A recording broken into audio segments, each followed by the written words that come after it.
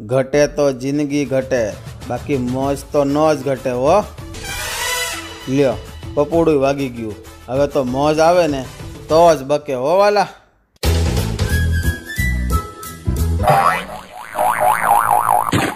પારુ, હાય પારુ.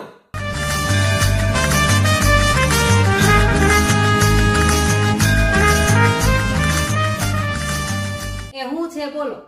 આસામાં તો ખાંડ નતા ભૂલી ગઈસો. ભૂલી નથી ગઈ, સાઈન કરી નથી નાખી. કેમ?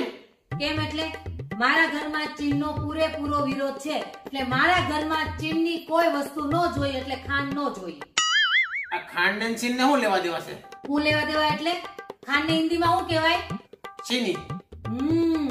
એટલે જ મારા ઘરમાં આજથી ચીની નો જોઈ, ખાંડ નો જોઈ. હવે આ બાઈને કોણ સમજાવે? ચીની ચીની નથી, ચીની ખાંડ છે અને ખાંડ ભારતની છે. મારા ઘરમાં આજથી ચીનીનો પૂરેપૂરો વિરોધ છે, એટલે મારા ઘરમાં આજથી ચીનીની કોઈ વસ્તુ બનશે નહીં.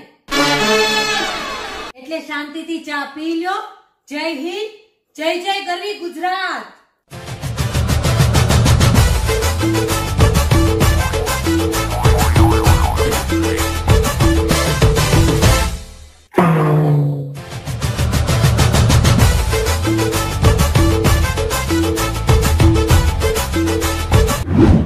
હાલો ડોક્ટર સાહેબ, હું છે ને એક જાગૃત પત્ની બોલું છું.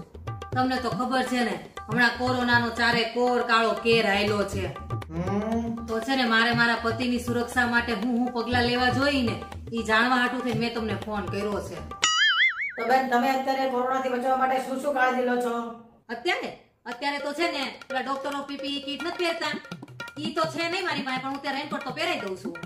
પછી ઓલા હાથના મોજા નથી મારી પાસે, જે ઓલા ડોક્ટરો પહેરે છે ઈ. પણ છે ને ઓલા શિયાળા નથી આવતા, ઓલા ગરમ મોજા પહેરવાના ઈ પહેરાઈ દઉં છું. અને ઘરેથી જાય ત્યારે અને ઘરે પાછા આવે ને ત્યારે હાથ પગ મોઢું બધું સેનિટાઈઝર કરાવી દઉં છું. દુકાનમાં તે એની અને ગ્રાહક બે વચ્ચે છે ને 2 મીટરનું અંતર રહીને એવી સુરક્ષા કરાવી દીધી છે મેં તો.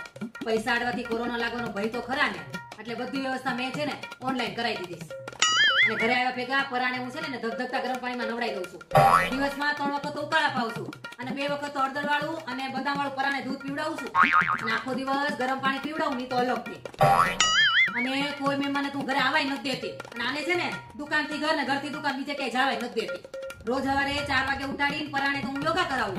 એ નથી રોગ પ્રતિકારક શક્તિ વધે એવી 3 ટીકડી રોજ સાંજે એને પીવડાવું છું, પરાણે પીવડાવું છું. ડોક્ટર સાહેબ, હું રોજ આટલું તમારા પતિ દેવાટું કરું જ છું.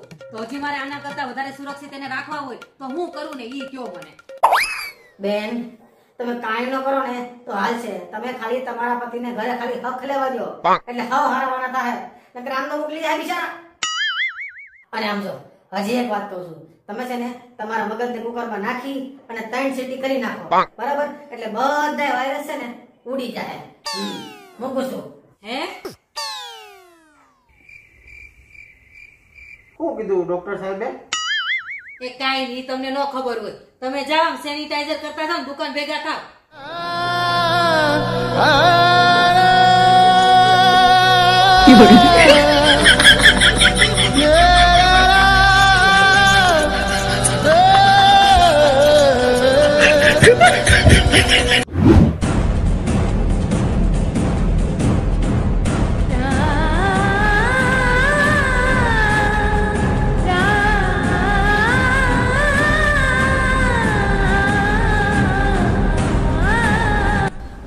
હું છે તને?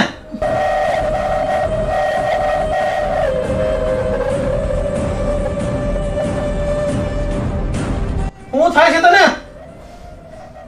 તને કહો. ભગવાન આને બસાવી લ્યો,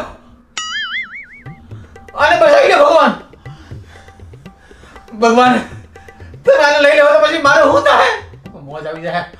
ભગવાન હજી તો હાવ નાની ખાલી 40 વર્ષની છે. આ ભગવાન બસાવ હોય ને. હું 40 વર્ષની નથી, હજી ખાલી 32 વર્ષની છું. હાવ થઈ ગયું?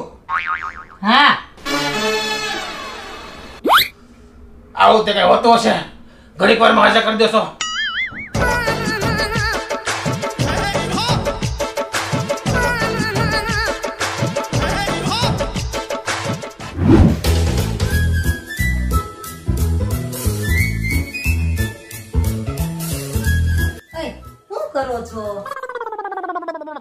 ભજીયા ખાઉં છું. હરખું બોલો ને. તો બાડી છો દેખાતું નથી, ઘડિયાળ રિપેરિંગ કરું છું. એય, હું તમને શું કહું, મને એક વાત કહો ને, આ ઘડિયાળમાં અને પત્નીમાં શું ફરક? ફરક તો કાંઈ નહીં, પણ સમાનતા ઘણી બધી. ઈ કઈ રીતે? જો આ ઘડિયાળના કાંટા ટીક ટીક ટીક ટીક કરે અને બૈરાનું જીભડું ઝીક ઝીક ઝીક ઝીક ઝીક કરે, બરાબર છે? અને આ ઘડિયાળના કાંટા એક ટાઈમ થાય ને એટલે બધા એક જગ્યાએ ભેગા થઈ જાય, વળી પાછા ફરી જાય. એમ પત્નીને તમે ગમે એટલી મનાવવાની કોશિશ કરો, એ ફરી ફરી નૈયાન આવી જાય અને વળી પાછી ફરી જાય. તમારું માનશે તો નહીં જ. અને ઘડિયાળનો અલાર્મ વાગવાનો એક ફિક્સ ટાઈમ હોય, પણ પત્નીનો અલાર્મ ગમે ત્યારે વાગે, કાંઈ નક્કી ન હોય. ઘડિયાળને ચાર્જ કરવા માટે થઈ અને બેટરીની જરૂર પડે, અને પત્નીને ચાર્જ કરવા માટે થઈને પગારની જરૂર પડે. ઘડિયાળ બગડી જાય તો ઊભી રહી જાય, અને જો પત્ની બગડી જાય તો શરૂ થઈ જાય. ઘડિયાળ બગડી જાય તો મેકેનિક પાસે જાય, અને પત્ની બગડી જાય તો સીધી પિયર જાય.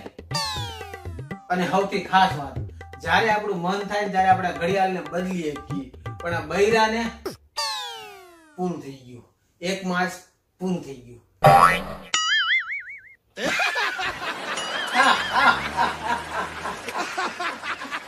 હવે આને કોણ સમજાવે?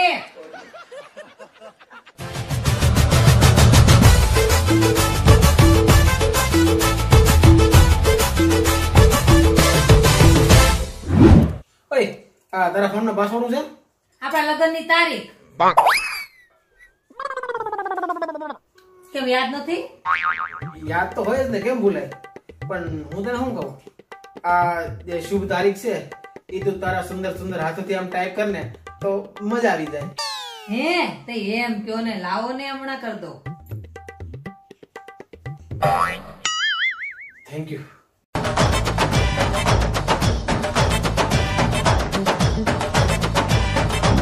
मौत को छू के टक से वापस आ सकता हूँ.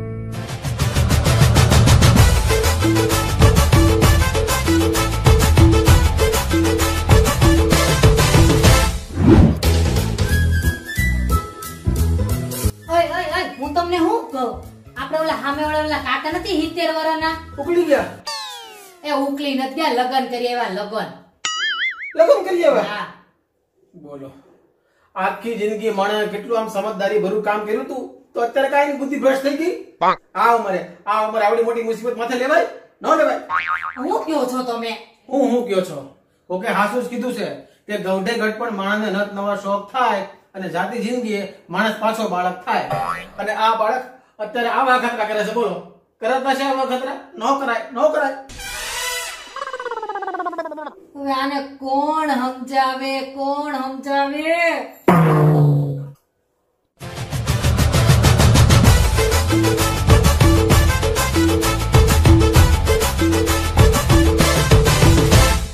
તો કેમ છે મારા વાલાઓ, મોજમાં છો ને? અરે મોજમાં જોઈ ને, મોજમાં જોઈ, આપણા ગુજરાતીઓ છે. તો મારા વાલાઓ, ઘરમાં રહેજો, સુરક્ષિત રહેજો અને મોજમાં રહેજો. અને હા, જો તમને આ વિડિયો જોવાની મજા આવી હોય ને તો પછી આ વિડિયોને લાઈક કરજો, શેર કરજો, બરાબર, તમારા જેટલા ગ્રુપ છે ને બધામાં શેર કરજો, અને કમેન્ટ ખાસ કરજો કે તમને કયો પાર્ટ ગમ્યો. અને અમારી આ ચેનલને સબસ્ક્રાઇબ કરવાનું નહીં ભૂલતા હો. બેલ આઇકન દબાવી દેજો એટલે બધા નોટિફિકેશન મળતા રહે. ચલો મિત્રો, ફરી મળીશું એક નવા ધમાકેદાર વિડિયો સાથે. ત્યાં સુધી આપ સૌ વ્યસ્ત રહો, મસ્ત રહો, તંદુરસ્ત રહો અને સદાય હસતા રહો. મોજમાં રહો, મોજમાં રહો.